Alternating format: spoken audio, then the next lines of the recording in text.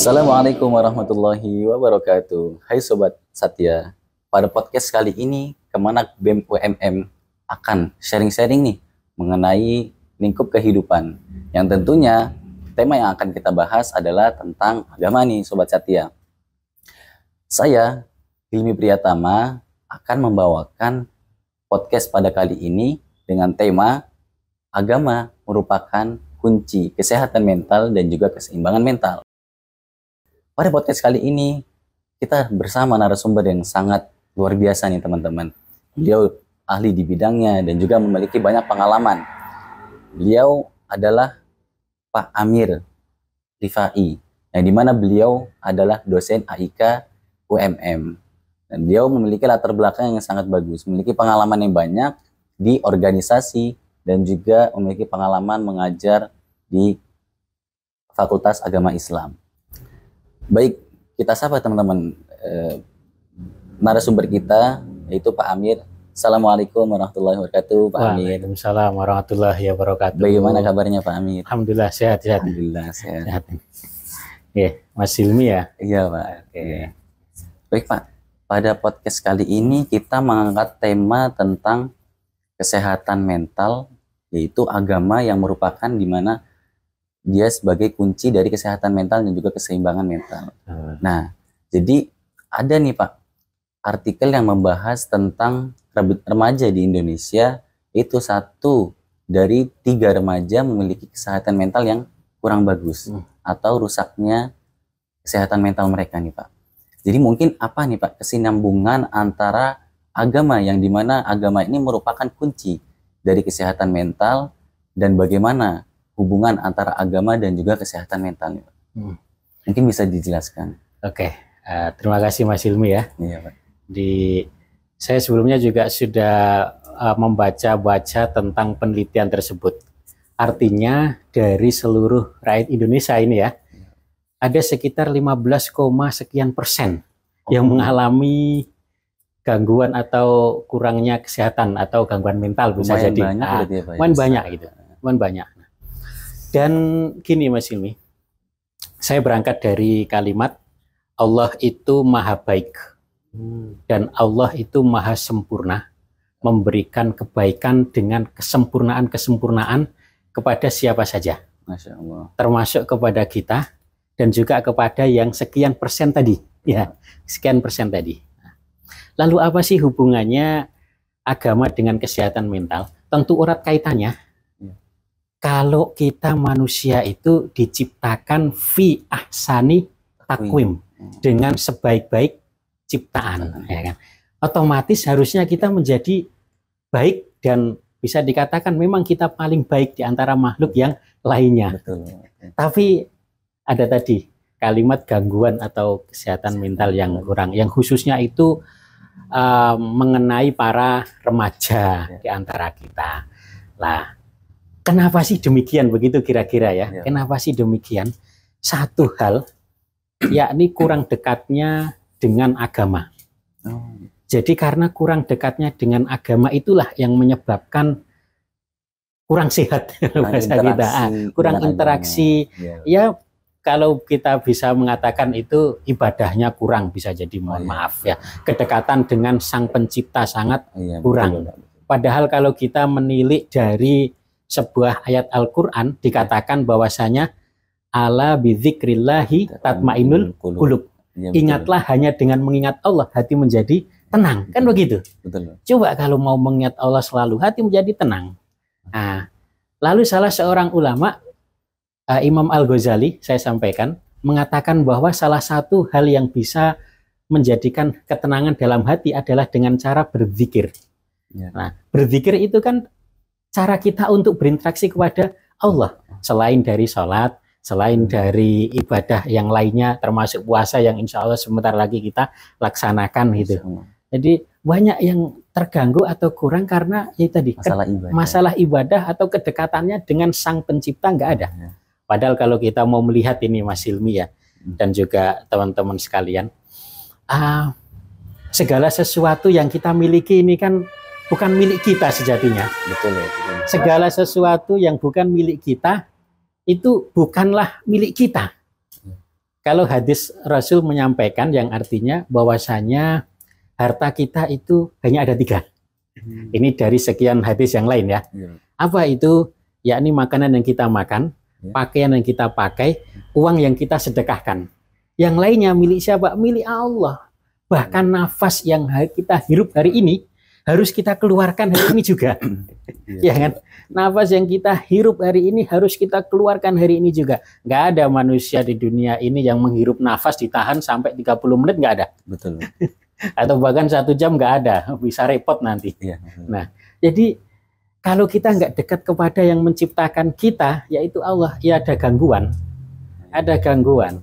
Orang mengatakan stres, bisa jadi karena tidak dekat kepada Allah tadi itu.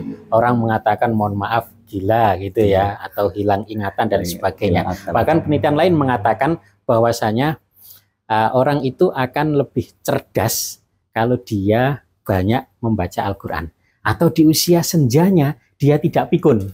Pikun itu kan lalai semuanya. Kalau dia sering membaca Al-Quran dan merutinkan bacaan Al-Quran. Artinya apa? Agama menjadi solusi bagi semua. Agama itu jawaban dari kegelisahan dan keresahan yang dialami oleh kita manusia, khususnya remaja yang dalam hal ini kita bicarakan. Nah, saya ambil contoh, bisa jadi mohon maaf para saudara-saudara kita, teman-teman kita yang bingung atau dalam tanda kutip sekali lagi stres, mikirkan perkuliahan atau tugas akhir, bisa jadi ibadahnya juga kurang dia. Coba perhatikan, kalau seumpama dari pagi dia bangun, diniatkan untuk beribadah kepada Allah, segala sesuatu urusannya pasti akan beres. Tapi kalau dengan hal yang kecil saja tidak beres, yang lainnya juga pasti akan rusak. Nah, ada pengendali di sana, siapa? Allah. Allah yang memberikan kita nafas, jiwa dan sebagainya. Ya ini yang jarang sekali diperhatikan oleh, mohon maaf, kalangan remaja di antara kita, khususnya di zaman sekarang gitu kan. Seolah-olah abai dengan hal ini. Padahal agama tadi menjadi solusi atau kunci dari segala sesuatu untuk kita mengarungi kehidupan di dunia ini. Nah, kembali lagi kepada ayat tadi yang kita sampaikan bahwasanya ala bidzikrillah tatmainnul qulub. Ingatlah, hanya dengan mengingat Allah hati menjadi tenang kok. Hati menjadi tenang. Saya ambil contoh sekarang. Mohon maaf Mas Hilmi, kadang kita sholat Jumat pada waktu dengarkan ceramah, kita ngantuk ya. Ngantuk ya. Betul. Ngantuk. Kita ngantuk, pengen tidur gitu ya. Kok bisa setelah selesai sholat Jumat keluar dari masjid sampai rumah seger, ya kan? Iya betul Pak. Itu bukan kesalahan dari kita. Oh iya. Dan kita nggak salah memang. Tapi kenapa kok kita ngantuk? Saya berpikir bahwasanya Allah memberikan ketenangan dalam diri kita. Masya Allah. Sehingga kita masuk masjid itu lo bisa tidur, kan gitu. Ya, betul. Kadang kita di rumah aja bingung gitu ya, gelisah. Masuk masjid tenang. Betul. Allah memberikan ketenangan di dalam diri kita, dalam batin kita. Dan itu menjadi jawaban atau solusi kecil ya. Saya punya jamaah pengajian, Mas Hilmi. Memang sudah sepuh-sepuh ya. Kalau pengajian ya sebagian ada yang di belakang pojok bersandar gitu. Kadang tidur gitu. Tapi nggak masalah. Tidurnya ibadah itu. Mau ikut pengajian dalam majelis kan, dalam majelis ilmu, majelis untuk kita mendekatkan diri kepada Allah, kita menjadi lebih istiqomah kepada Allah gitu. Nah, bisa jadi kalau keluar masjid resah, nggak bisa tidur. Betul, gitu kan. Jadi kan Allah menitipkan kebaikan kepada hati kita yang itu menjadi sehat dalam diri kita, termasuk tadi itu. Maka kalau kita pengen sehat, rutinlah berpuasa. Kalau wajah suram, perbanyaklah wudhu dan sholat malam. Pengen lancar segalanya, maka sholatlah tepat waktu. Maka ada ungkapan, perbaikilah sholatmu, maka Allah akan memperbaiki hidupmu. Nah itu maduk kalau kita lihat. Berarti kunci kesehatan mental itu ya karena kedekatan kita dengan agama itu tadi. Betul, Bapak. Kedekatan dari berbagai kita. Aktivitas, ibadah kita yang disandingkan dengan agama tadi ya. Betul. Sampai-sampai kita berada di masjid aja merasa tenang merasa tenang karena buruknya Ah, keadaan yang ada di luar. keadaan ada yang di luar. Oh, Masuk masjid kita menjadi tenang, Betul. akhirnya sampai tertidur. Iya Ya betul. tentu kita niatkan untuk sholat, kita Iya, niatkan betul. untuk ibadah, tidurnya bonus kan begitu. Itu menjadi satu tantangan juga sih Pak untuk Betul. beribadah itu. Hmm. Jadi supaya kita memang kita ada saatnya tenang, tapi ada juga harusnya kita untuk khusyuk, mungkin gitu ya Pak. Iya, Nah, betul. mungkin sekarang gini Pak, Hmm. Setelah kita mengetahui kunci dari kesehatan mental itu berupa aktivitas atau yang berhubungan dengan agama, mungkin ibadah apa yang mungkin relevan dengan teman-teman Sobat Satya ini yang bisa dilakukan untuk aktivitas sehari-hari nih Pak? Oke, sebenarnya ibadah semua yang kita lakukan itu relevan dengan kegiatan kita sehari-hari. Hmm. Salah satu contohnya dan yang tidak boleh ditinggalkan memang adalah sholat. Gitu. Iya. Kenapa saya katakan demikian? Sholat itu mengajarkan kita untuk disiplin, Iya. ya kan? Bahwasanya inna sholata kanat alal mu'minina kitaban mauquta. Sesungguhnya sholat atas orang mukmin itu telah ditentukan, telah dicatat waktunya. Jadi kalau sholat duhur, waktunya duhur ya duhur, Duhur. gitu. Nah, jangan sampai waktunya duhur Dilakukan asar. dilakukan waktu asar gitu. Iya. Kalau andai kata saya ibaratkan kita diberikan hadiah pada waktu itu juga, pas waktunya sholat duhur kita mendapatkan daging yang enak.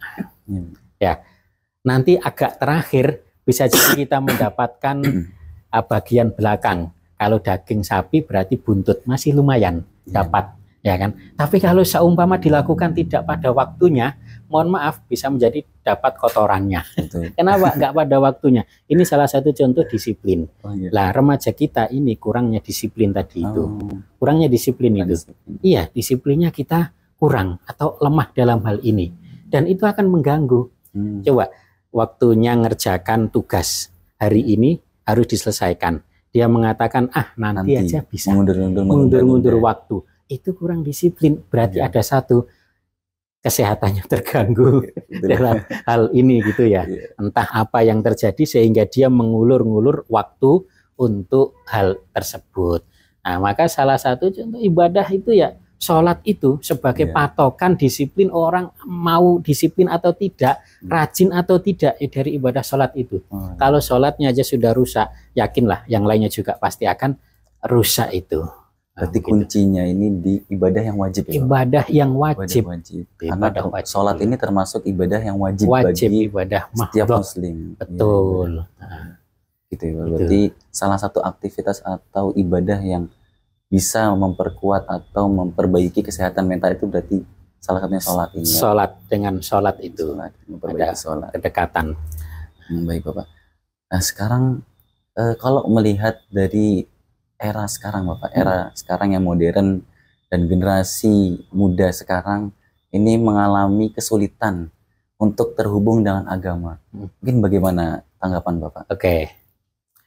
Zaman sekarang memang zaman yang sudah terjadi perubahan era, perubahan waktu dari zaman yang awalnya demikian sampai seperti zaman ini.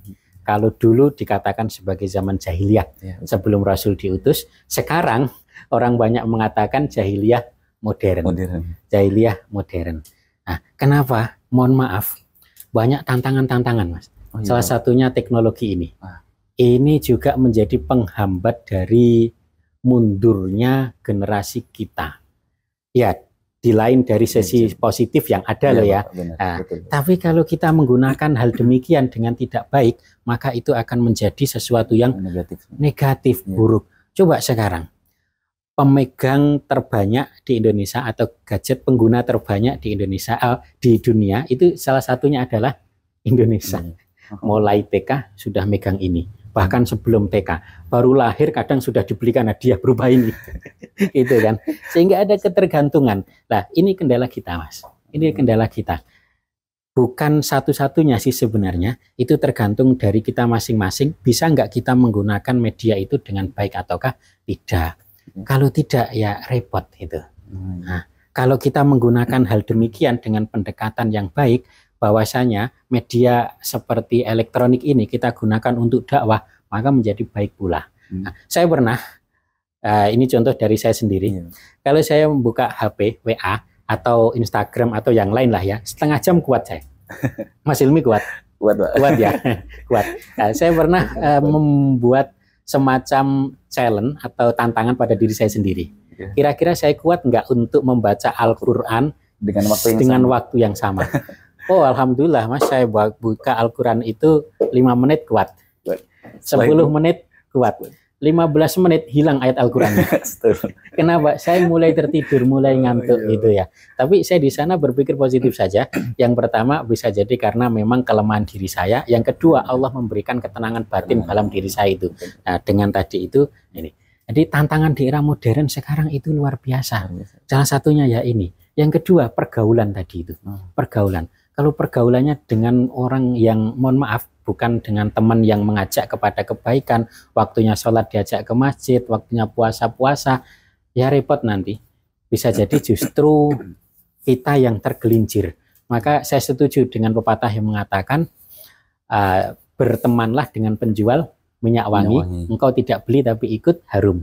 Jangan berteman dengan pandai besi, engkau tidak ikut ngelas tapi engkau ikut bau besinya. Walaupun ini sekedar kiasan loh ya, jangan sampai nanti terus, saya nggak mau berteman dengan engkau karena kau pandai besi, ya tidak juga gitu ya.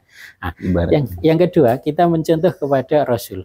Rasul itu sahabatnya siapapun, tidak hanya dari segi kalangan bangsawan tersohor saja, tapi beliau juga bersahabat dengan orang-orang yang biasa, bahkan mohon maaf dari kalangan-kalangan bawah, dalam tanda kutip miskin tadi itu. Nah, sahabat Rasul ada yang bernama Bilal bin Rabah. Dia dulunya budak, ya kan? Tapi menjadi sahabat yang dicintai oleh Rasul. Bahkan beliau termasuk salah satu sahabat yang dijamin masuk surga tanpa hisab. Jadi artinya apa? Rasul berteman dengan orang-orang yang bisa diingatkan atau diajak dengan kebaikan. Yang tidak bisa, ya sudah, kan begitu. Nah, maka tantangan kita yang kedua tadi itu pergaulan. Dengan siapa kita bergaul itu pun akan mempengaruhi diri kita. Harus mencari pergaulan yang baik. Contoh yang ketiga, mohon maaf laki-laki ini, kadang kita seringkali warung kopi ya, ke kafe. Nggak ada salahnya dan saya tidak mempersalahkan hal itu. Tapi kalau sudah tidak mengenal waktu, itu yang salah. Kelewat batas. Nah, sekarang saya nggak coba ke warung kopi atau ke kafe sampai jam 3 bahkan sampai jam 4 kuat.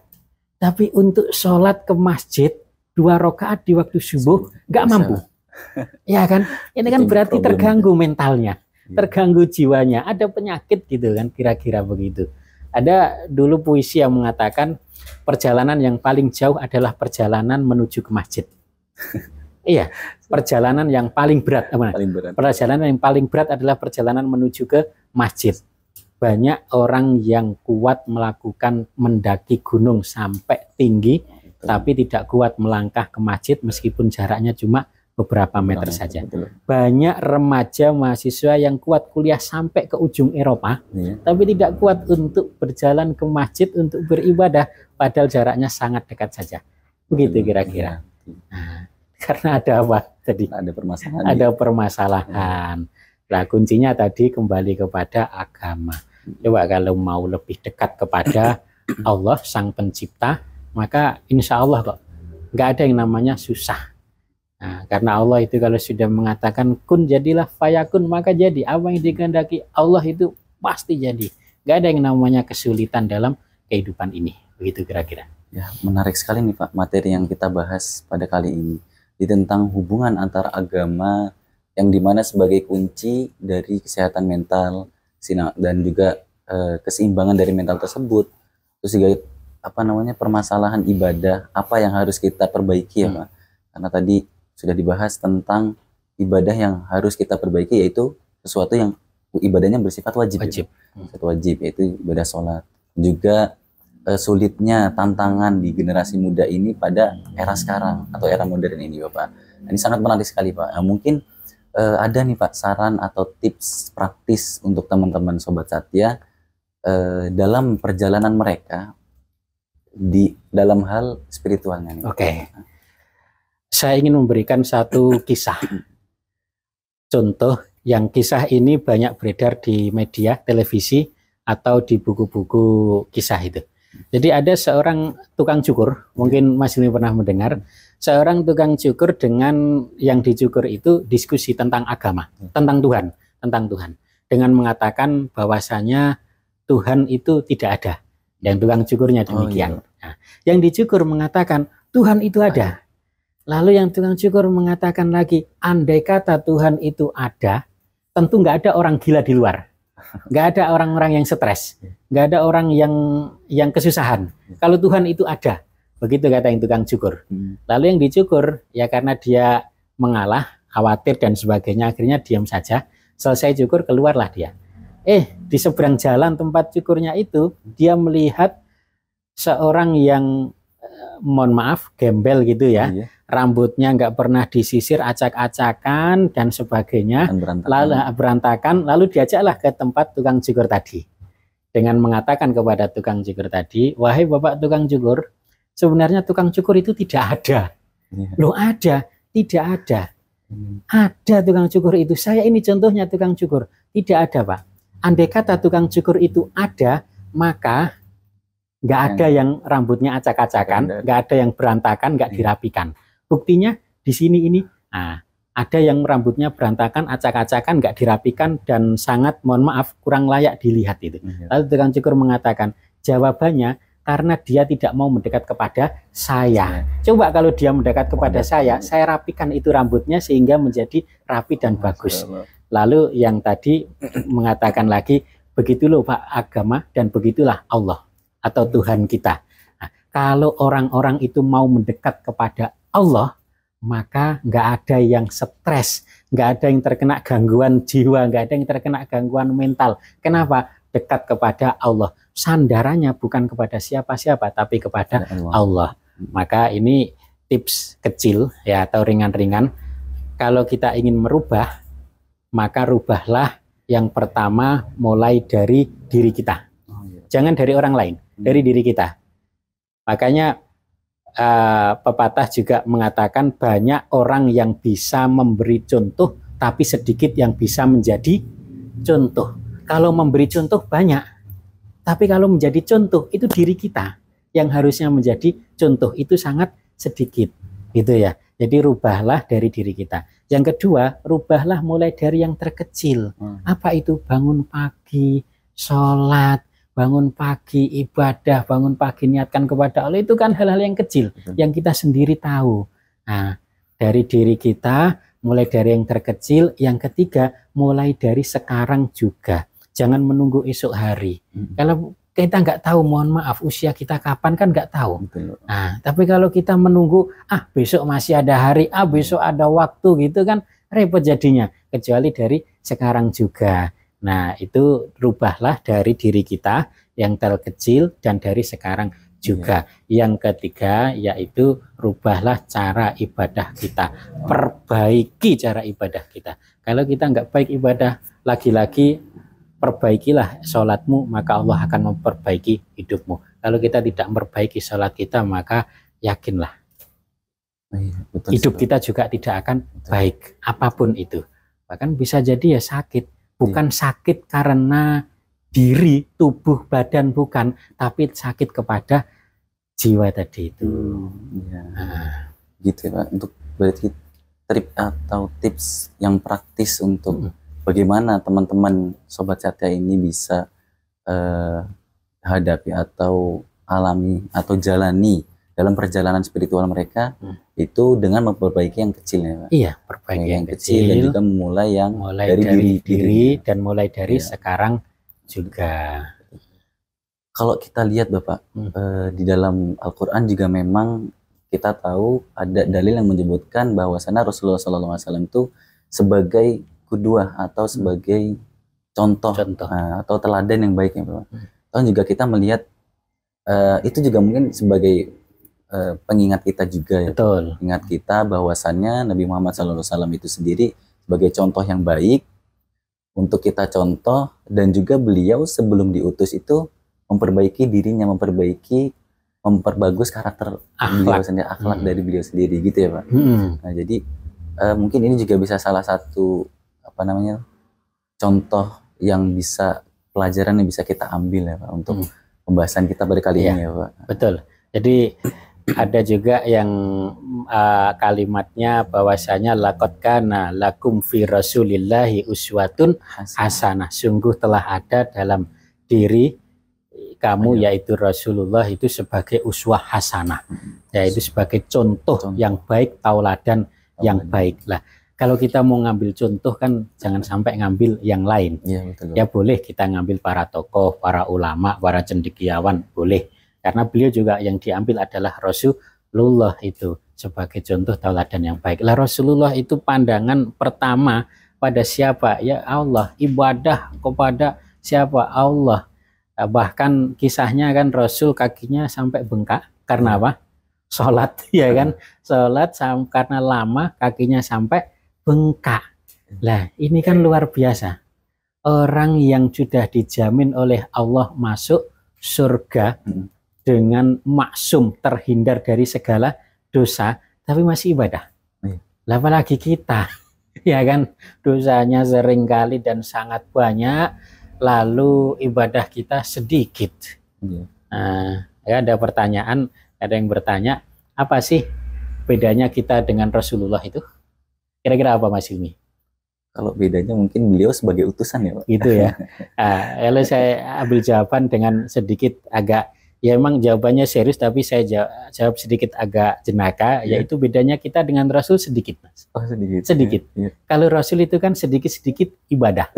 Kalau kita cuma sedikit ibadahnya. Kalau Rasul sedikit-sedikit berzikir mengingat kepada Allah. Bahkan lisannya tidak pernah luput dari mengingat Allah. Betul. Bahkan juga beliau dalam hadis istighfar 1 hari lebih dari 100 kali. Nah, kita kadang aja kalau pas sholat itu pun kalau pas ingat. Ya kan? Bagaimana nggak sakit jiwa ini kalau kita nggak dekat kepada Allah? Dan cuma sedikit. Kalau kita sedikit-sedikit makan, Rasul sedikit makannya. Kalau kita sedikit-sedikit tidur, Rasul tidurnya sedikit dan seterusnya. Begitu ya. Berarti memang benar ya Pak ya. Kita mengambil pelajaran atau mengambil teladan yang baik dari Nabi Muhammad SAW dalam hal ini, terutama dalam hubungan antara diri kita dengan agama, dengan Allah Subhanahu Wa Taala. Mungkin ada nih saran atau pesan Bapak untuk teman-teman Sobat Satya sendiri, pesan yang bisa disampaikan untuk ini. Oke. Pesan saya simpel sebenarnya, ini agak serius ya.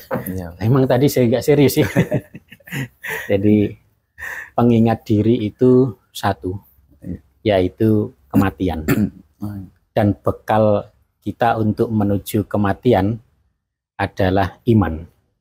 Di dalam iman berarti kita harus berbuat baik dalam arti percaya, yakin akan segala sesuatu dari Allah Subhanahu wa Ta'ala. Nah, kalau tidak, maka kita jauh dari kata atau kalimat iman tadi. Nah, bekal kita iman tadi yang akan kita pertanggungjawabkan di hadapan Allah, amal kita di dunia ini yang akan kita pertanggungjawabkan di hadapan Allah, baik buruk kita mendapatkan rapot merah ataukah putih, itu tergantung dari kehidupan kita di dunia ini. Maka perlu baik-baik kita kepada Allah, perlu mendekatkan diri kita kepada para ulama, dan juga kita perlu banyak-banyak mengaji, membaca Al-Quran, dan mengamalkannya. Banyak orang yang terganggu jiwa, mentalnya, atau stres tadi itu, bahkan sampai 15% dari remaja kita itu terganggu, ya bisa jadi karena tadi tidak mendekatkan diri kepada Allah. Akhirnya apa? Stres, di akhir kehidupannya sudah mendapatkan kesulitan, bahkan nanti ketika di akhirat diminta pertanggungjawaban. Maka mumpung kita masih diberikan kesempatan oleh Allah, marilah kita perbaiki hubungan kita dengan Allah. Tali kita dengan Allah. Dengan manusia jelas, dengan Allah tentu. Dengan manusia iya, dengan Allah wajib. Kenapa? Yang memberikan kita hidup bukan siapa-siapa tapi Allah. La haula wala quwata illa billah. Tiada daya dan tiada kekuatan kecuali dari Allah Subhanahu wa Ta'ala. Maka tetap kita mendekat diri kepada Allah dengan memperbanyak berzikir, mengingat, bersyukur, dan juga terakhir ada tawakal. Nah, banyak orang yang stres karena mengharapkan imbalan dari manusia, tapi lalai bahwasanya yang memberikan hasil akhir adalah Allah. Itu kira-kira masih. Ya, Masya Allah. Ini cukup menarik ya teman-teman untuk tema yang kita bahas pada kali ini, dan materi yang sudah kita bahas juga pada kali ini cukup luar biasa gitu. Kita berterima kasih kepada Bapak Amir dan juga teman-teman Sobat Satya yang telah ikut membersamai kita, dan insya Allah kita akan membahas materi-materi yang menarik berikutnya di lain waktu. Oke, see you next time. Wassalamualaikum warahmatullahi wabarakatuh. Waalaikumsalam warahmatullahi wabarakatuh.